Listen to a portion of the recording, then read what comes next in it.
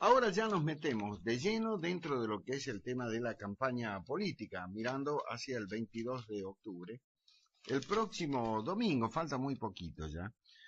Y en esta oportunidad vamos a dialogar con quien está buscando llegar a la banca de senador por la capital, esa tan apetecible banca, ¿no? De senador por la capital.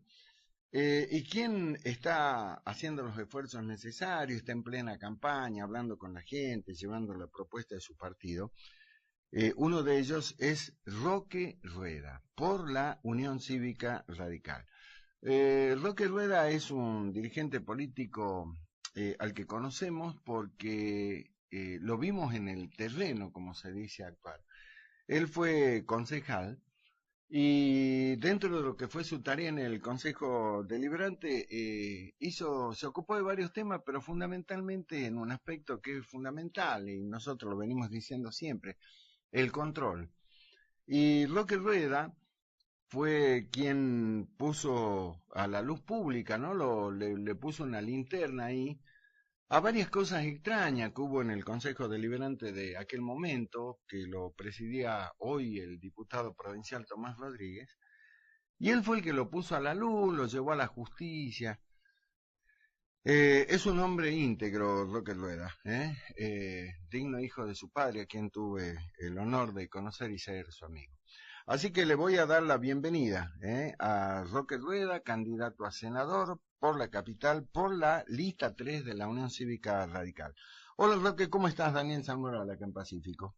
Hola Daniel, muchas gracias por la introducción y sobre todo muchas gracias por el recuerdo de mi padre. No, la figura de tu viejo, a quienes tuvimos el gusto de conocerlo, la verdad que nos dejó, bueno, la impronta particular, su hombría de bien, un gran tipo tu viejo, como digo, tuve el honor de conocerlo, de ser su amigo, la verdad que un ejemplo, ¿no? De ciudadano y de funcionario. La verdad que Eh, sí, te agradezco eh, enormemente que lo digamos. no, nada, nada, el recuerdo porque se lo merece, es lo que, un gran tipo. Bueno, tenés que seguir sus pasos, Roque. Es una vara alta, ¿no? Porque ¿Qué la te verdad que sí parece? era una persona muy especial mi papá. Claro. Era una persona muy especial incluso hasta el punto de sufrir de al rato, ¿no? Por ser muy blanco o negro, así nomás era mi papá. Pero bueno, sí, pero es un lindo ejemplo. Y lo mejor que me ha dejado es eso que hemos dicho. Su nombre, que me abre puertas incluso con gente que ha sido adversaria política de él. Me ha pasado gente que era adversario político de él, pero que cuando me he conocido 15, 20 años después, solo ha sido facilidades para mí por ser hijo de él. La verdad que su actuación dentro de la función pública ha sido ejemplar. Tu viejo era un obsesivo y en eso coincidíamos con el tema del control. Sí, El control de lo que es la hacienda pública, como él sabía decir como buen contador.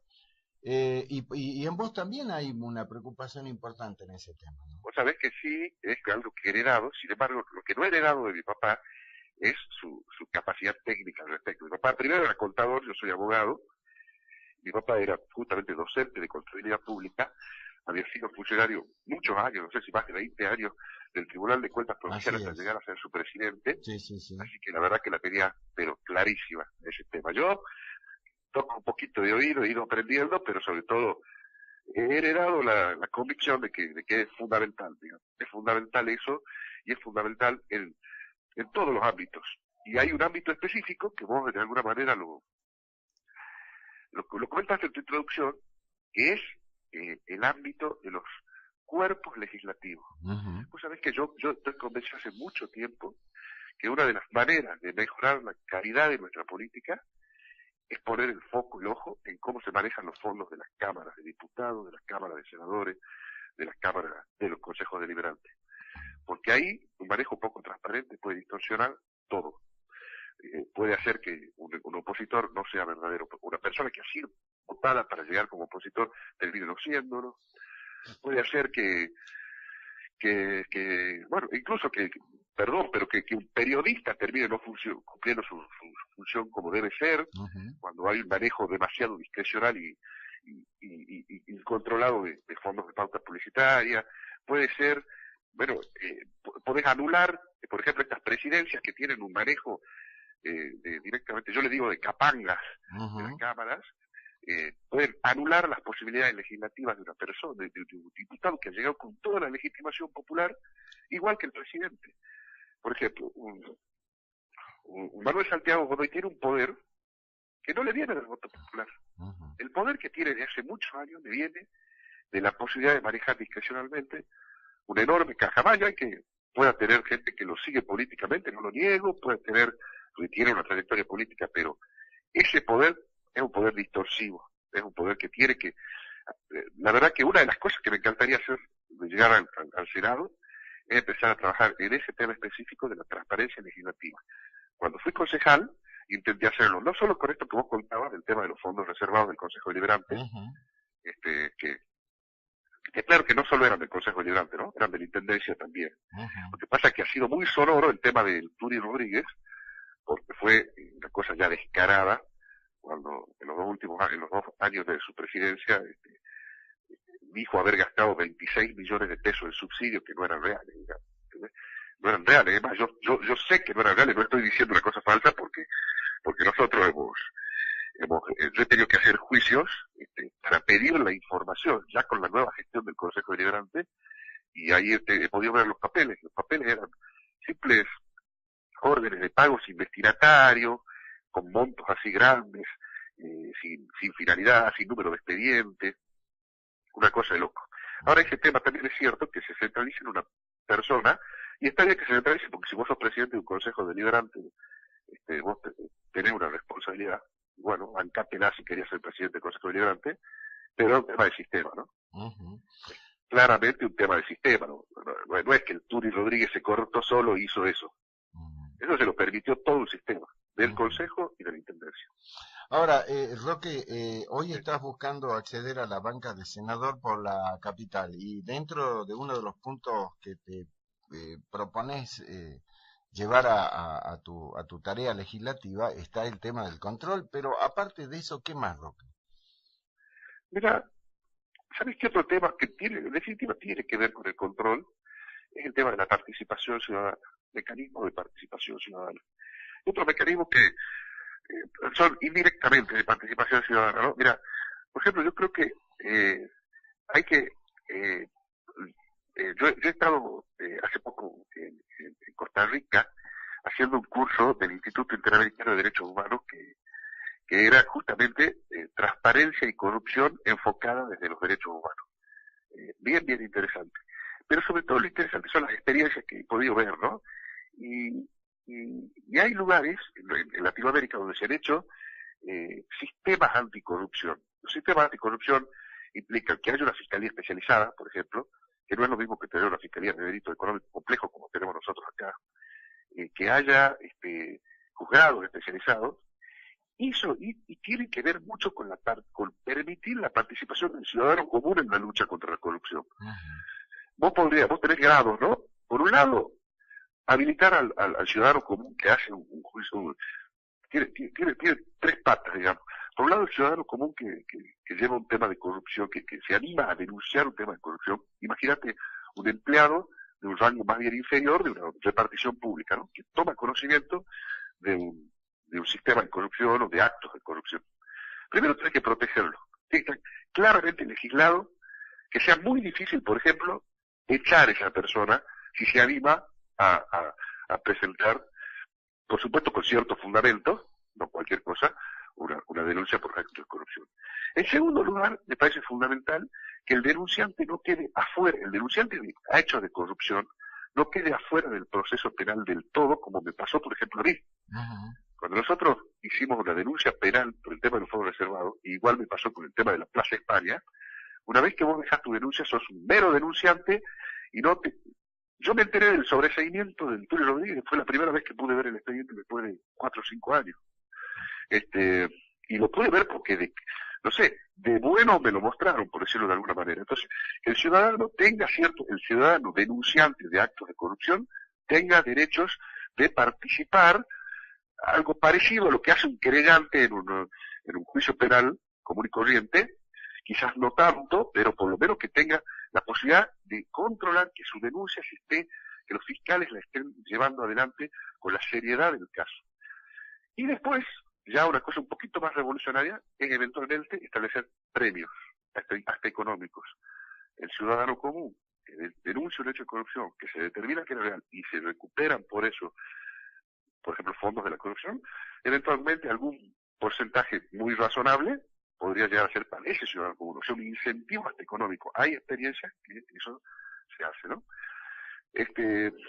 Después, tenés también una serie de cuestiones que, a ver, en otros planos, bueno, por ejemplo, también en la auditoría. El ciudadano común, yo entiendo que perfectamente podría retocarse la ley de auditoría para que el ciudadano común pueda presentarse ante la auditoría a pedir que se auditen determinadas cosas y que la auditoría tenga la obligación de atenderla con seriedad a ese tipo de pedidos. ¿Por qué? Porque cuando vos tenés en nuestro sistema custodios del sistema, los tenés a los jueces, los tenés a los fiscales, los tenés a los legisladores, los tenés a los órganos de control. Pero si esos custodios no funcionan, ¿quién custodia el custodio? Vuelve la legitimación del ciudadano común. Para decir, yo soy el dueño de esto, yo soy el dueño de lo público. Entonces, yo me adueño de lo público, en el buen sentido de la palabra, por supuesto, y peleo porque se gestione con eficiencia, con transparencia, etcétera.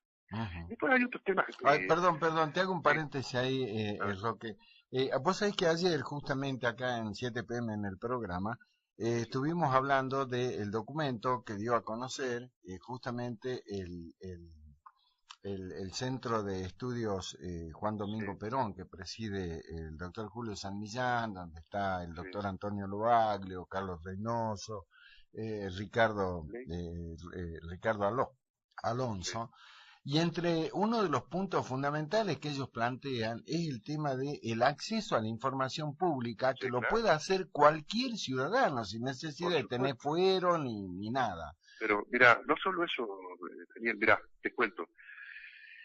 Realmente que no tengamos a esta altura una ley de acceso a la información pública en Salta es una locura. Nosotros tenemos un decreto que, si no recuerdo mal, es del año 2002. Es un decreto. En primer lugar, es un decreto. Es algo de decreto por lo cual vos, por ejemplo, te vas al Poder Judicial y te dice no se nos aplica.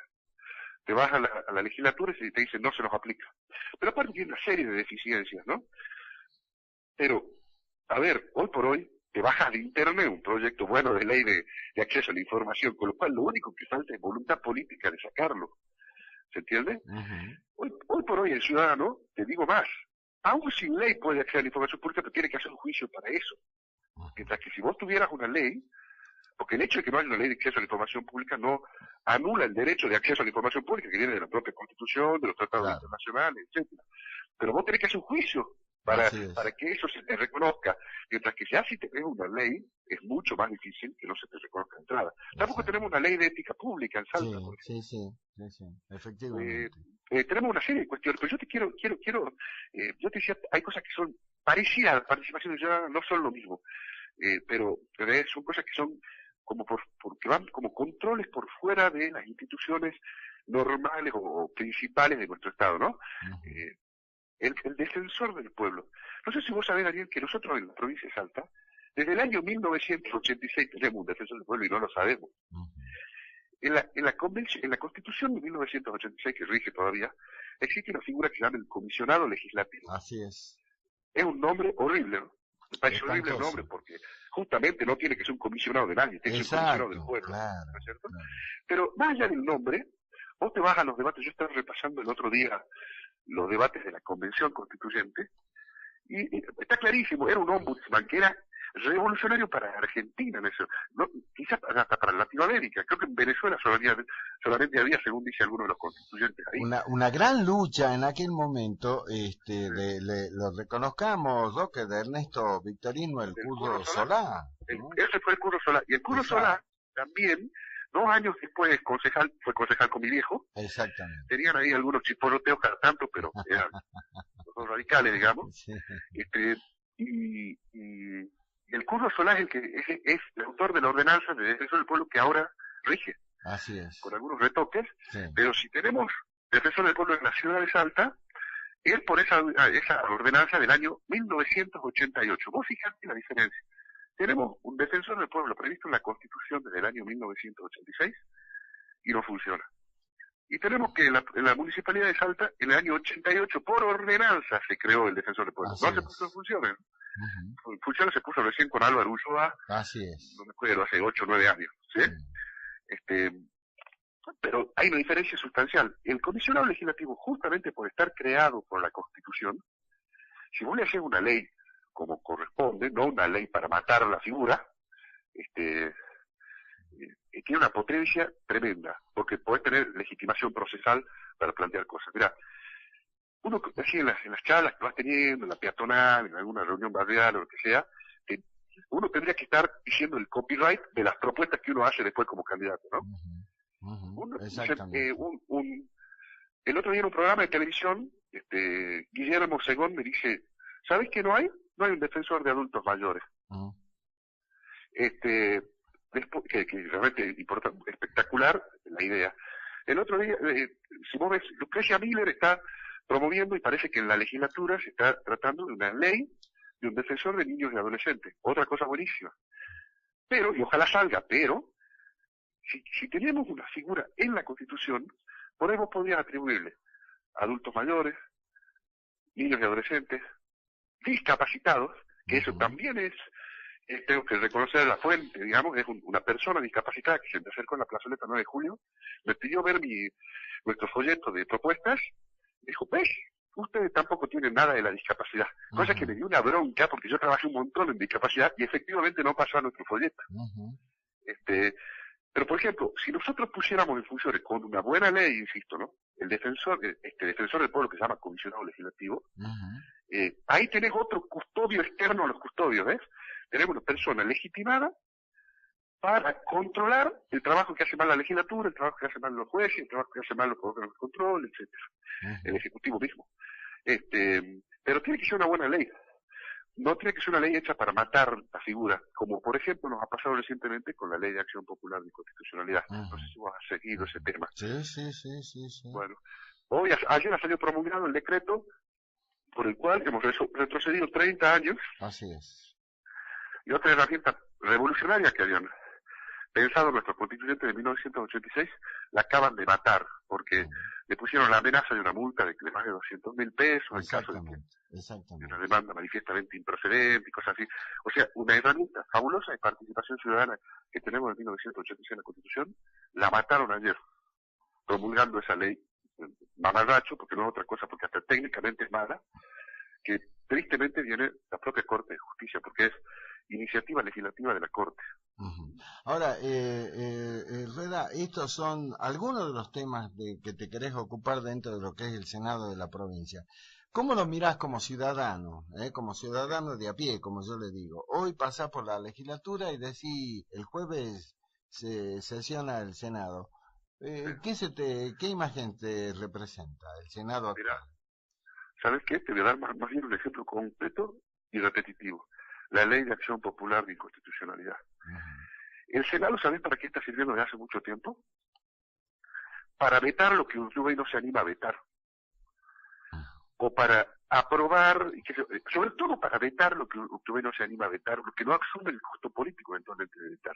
Es un Senado muy opaco, muy verticalista, con demasiada mayoría del partido de gobierno, y bueno, y eso se expresa en cosas como lo que ha pasado con esta ley, que había habido unos retoques, no maravillosos, pero por lo menos había habido un mejor sentido de la Cámara de Diputados, y fue al Senado, a pesar de que hay una presentación muy fundamentada del Instituto de Derecho Constitucional de la Católica, que parecía que los había convencido, qué sé yo, de un día para el otro, ¡pumba!, salió la ley, volviendo a la formulación original de la Corte, que es un desastre, una cosa totalmente restrictiva. Ese rol está haciendo un rol de comisario de algunas cosas, el Senado. Y eso tiene que ver con muchas cosas, ¿no? La idea esta de eliminar el Senado, que por supuesto es una idea que se puede perfectamente analizar, digamos, yo no la ando diciendo como propuesta de campaña, me parece una estrategia que ya, aparte es repetida, ¿no? Pues yo ya en el 2013 vi que algún candidato a senador decía, yo voy a llegar al Senado para eliminar el Senado. El Senado tiene muchas deficiencias, pero tiene un sentido, que eventualmente habría que ser bien serio para ver si lo eliminamos. El sentido es digamos, la representación de los sectores territoriales, ¿no? O sea, por ahí si vos eliminás el Senado, ciertos departamentos por ahí quedarían sin fuerza para, para representar, porque con un sistema de representación proporcional a la población puramente, quedarían casi sin representación. Entonces, eventualmente, alguna cosa que se podría pensar es hacer un Senado más bien regional que departamental, por ejemplo. ¿Entendés? Que vos tengas un Senado más bien de la zona del Chaco, o sea, senador. Regionalizarlo. A ver, la verdad que estoy pensando en voz alta, ¿no? Lo que pasa es que yo, si bien te vuelvo a decir, no es que me parezca un tabú ni nada, que puede ser que haya que eliminar el Senado, pero no es la única posibilidad. Y después también hay otras cosas que no son, ni siquiera tienen que ver con reforma constitucional, que tienen que ver con reforma electoral, de ley electoral, que podrían solucionar mucho algunas cosas que tienen que ver con el Senado. Por ejemplo, bueno, a ver, si alguien dice esto, vuelvo a repetirte que estoy pensando en voz alta, ¿no? Un Senado regional, por ejemplo, un Senado regional, para que no se nos vaya a 50 senadores, que es una locura, ¿no es cierto? Sí. Ya bastante nos quejamos de que es un gasto al vicio. Un Senado más bien regional, pero que cada región tenga participación, como tiene el Senado de la Nación, de la mayoría y de las minorías políticas. Porque al ser un Senado de un solo representante por departamento, ¿qué nos pasa? Si el Partido Justicialista gana con 2 puntos porcentuales respecto del segundo, y digo el Partido Justicialista porque es el que nos viene gobernando casi exclusivamente desde la vuelta de democracia, pasa su senador. Y si eso pasa en 18 departamentos, vos tenés 18 senadores que representan, o sea, una de las cámaras de nuestra legislatura tiene una mayoría impresionante del partido de gobierno, a pesar de que el voto popular en esos mismos departamentos no hubiera dado esa mayoría. ¿Se entiende lo que digo? Entonces, si vos tuvieras un Senado que tenga a la vez representación más plural, con alguna representación de la minoría, eventualmente podría servir un Senado. Quizá un Senado más chico, cinco regiones con 3 senadores cada una, 2 por la mayoría y 1 por la minoría. Una cosa así. Por eso me parece el tema del Senado un tema recontra interesante. Pero hay que discutirlo desde adentro. Sí, ¿Ah? sí, claro. O sea, hay que discutirlo, digamos, sentado en una banca, ¿no? Sí, y vos fíjate... Sí, te escucho. Una sola cosita, disculpa que sea medio larguero. Una sola cosita. Vos fíjate que al final, siempre en estos análisis llegas a que el problema está en la calidad de nuestra política. Porque vos imagínate el poder que pueden tener 6 senadores de una determinada región que dicen: nosotros vamos a pelear por nuestra región de verdad. No vamos a ser soldaditos políticos del gobernador. En el momento de tratamiento de presupuestos para las obras que van a esa región, en el momento de temas, qué sé yo, de comercio, de temas de impositivos que tengan que ver con sus producciones locales. O sea, si hubiera buena calidad de la política, si cada uno de esos senadores se parara en la importancia enorme de su cargo y supiera que es lo que tuviera plena conciencia de que lo importante que es su cargo, capaz que funcionaría distinto, pero entonces ahí hay un tema de calidad de la política más que de diseño del Senado. Pero cómo se trabaja la calidad de la política, ese es una gran pregunta. Yo creo que una de las claves es esa que te decía de la transparencia legislativa, pero hay otras, por supuesto. Exacto. Roque, ¿cómo anda la campaña? Bien, salvo hoy que estoy atendiendo en mi casa porque sí, se te escucha bastante congestionado. Sí, se me volteó la gripe ya de ayer. Se me partió la cabeza del dolor y hoy ya me quedé a la tarde en mi casa. Porque, pero está linda, ¿sabes qué? Se ha despejado mucho la posibilidad de hacer llegar un mensaje, ¿entendés? Antes había 18 candidatos a senadores, ahora quedamos 6. Había 48 listas a concejales, ahora no sé, creo que eran así como 18. Entonces ahora realmente uno tiene mucho más posibilidad de hacer llegar con nitidez su mensaje. Y nosotros estamos convencidos de que el mensaje que estamos llevando es un mensaje que mucha gente en Salta está extrañando hace mucho tiempo.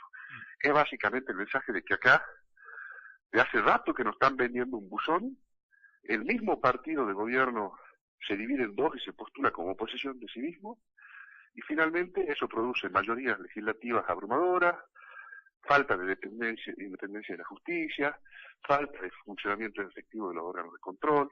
Entonces, lo que nosotros estamos planteando es que reaparezca para Salta algo que ha tenido Salta, que es un polo más bien de centro, digamos, ni de extrema izquierda como el Partido Obrero, ni algo como Salta Somos Todos de Olmedo, que mucha gente se sentiría representada y que pueda hacer un contrapeso efectivo a este poder gigantesco del justicialismo. Exacto. Las dos últimas, lo que te libero, así sí. te respiras tranquilo, y te metes otra pastillita para superar esta gripe. Voto electrónico, ¿le temés? ¿Cómo lo ves? Mira, a ver, yo, la verdad que a mí el voto electrónico me parece una buena cosa. Te lo digo por primero, a mí me parece una buena cosa. Ahora, no sé, hay acusaciones de que es poco fiable, digamos, ¿ah? Habrá que trabajar en que sea fiable, pero el voto electrónico también tiene muchas ventajas, ¿no? El voto electrónico tiene una ventaja al momento de las campañas que se encargue, digamos, son muchísimo más caras las campañas con voto papel, las campañas y las propias elecciones. No sé qué decirte, eso. No, me parece que hay que hacer todo lo que haya que hacer para que sea totalmente transparente y controlado. Por ejemplo, cuando no se quería dar a conocer el código fuente, una barbaridad, absolutamente una barbaridad.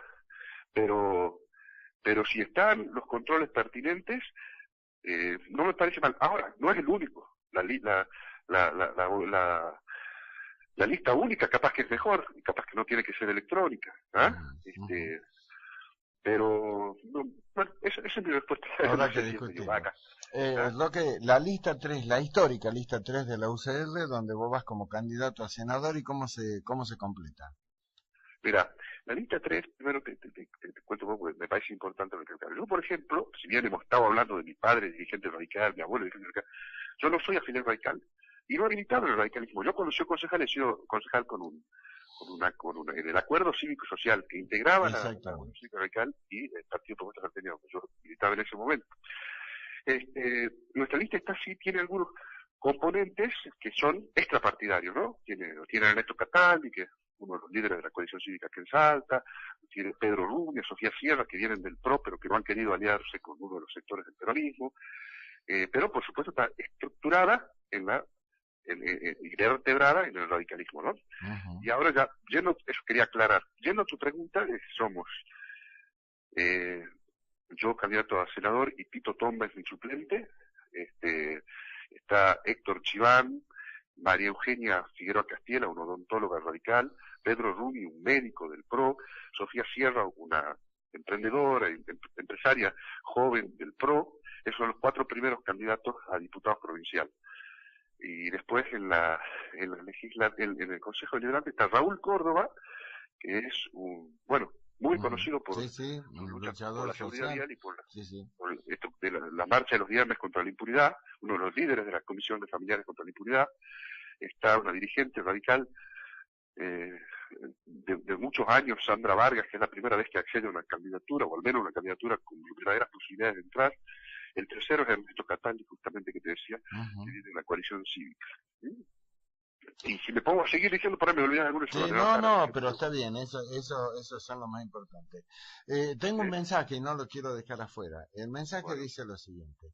Le digo al doctor Rueda que me parece que su candidatura termina siendo funcional al oficialismo. ¿A qué oficialismo? Al oficialismo de Salta. ¿A qué? Al oficialismo de Salta. ¿Oficialismo de la provincia de Urtubey? Sí. Mira, yo te voy a decir, ese tema es muy gracioso. Es como si no hubiera vida afuera del justicialismo.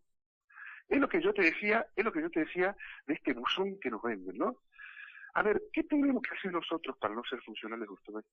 ¿Tenemos que ser funcionales a Romero y a Gustavo Sáenz? ¿Por qué? ¿Quién nos obliga a nosotros a hacer eso? aparte, Urtubey es muy distinto que Gustavo Sáenz y que Romero, sí son exactamente lo mismo. Sáenz, cuando ha llegado a la diputación, cuando se ha llegado a la intendencia, Villada, cuando ha llegado a la presidencia del Consejo General, ha hecho alguna investigación respecto de su supuesto enemigo político, Miguel Isa, actual vicegobernador de Urtubey. ¿Qué tenemos que hacer nosotros? Es muy gracioso, ¿eh? Vos sabés que, pero en algún punto es una estrategia electoral de cierta gente decir eso, ¿no? Ajá. Pero en otro punto puede ser que haya una confusión, pero justamente nuestra función es desenmascarar eso. ¿Por qué? ¿Por qué tenemos que entrar a dividir una interna del peronismo? Que lo único que existe en Salta y lo único que puede existir y que tiene derecho a existir es el peronismo y el justicialismo. Durante mucho tiempo Salta ha tenido al Partido Renovador, al Partido Radical, que bueno, siempre han estado separados entre sí, pero entre los dos hacían un polo de contrapeso. Yo hace un rato que hablaba de la Convención Constituyente de 1986. Era una constitución lindísima, realmente lindísima, ¿no? Y por dos motivos yo le atribuyo esa característica. Uno, porque probablemente tenía todo el ímpetu de la vuelta de la democracia, ¿no? Pero ¿sabe por qué otra cosa? Porque la convención era muy equilibrada. Estaba más fuerte el peronismo y estaban fuerte el radicalismo y creciendo el renovador en el año 86, ¿no? Entonces, todas estas cosas de las que estábamos hablando en la Constitución tuvieron que ser debatidas a fondo, buscarse los acuerdos, buscarse los consensos.